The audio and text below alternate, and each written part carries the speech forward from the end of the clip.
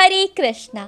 श्रीमद् भागवत गीता यथारूप अध्याय 5 कर्म योग कृष्ण भावना भवित्य कर्म।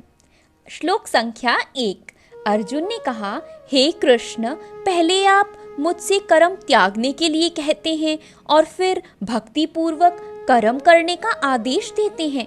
क्या आप अब कृपा करके निश्चित रूप से मुझे बताएंगे कि इन दोनों में से कौन अधिक लाभप्रद है? तात्पर्य: भागवत गीता के इस पंचम अध्याय में भगवान बताते हैं कि भक्ति पूर्वक किया गया कर्म शुष्क चिंतन से श्रेष्ठ है।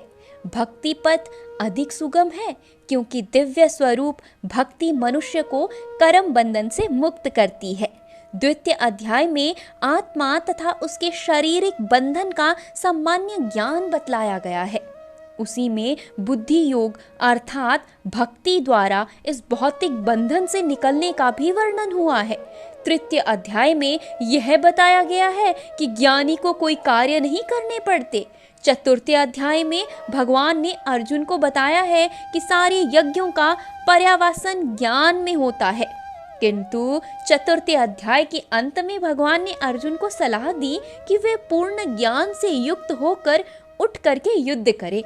अंतः इस प्रकार एक ही साथ भक्तिमय कर्म तथा ज्ञान युक्त अकर्म की महानता पर बल देते हुए कृष्ण ने अर्जुन के संकल्प को भ्रमित कर दिया है।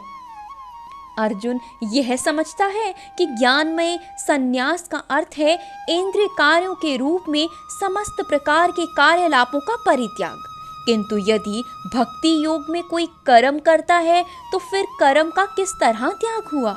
दूसरे शब्दों में वह यह सोचता है कि ज्ञानमय संन्यास को सभी प्रकार के कार्यों से मुक्त होना चाहिए, क्योंकि उसे कर्म तथा ज्ञान असंगत से लगते हैं।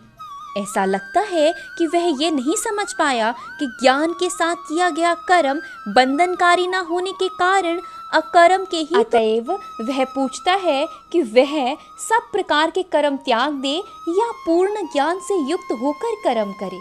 हरे कृष्णा।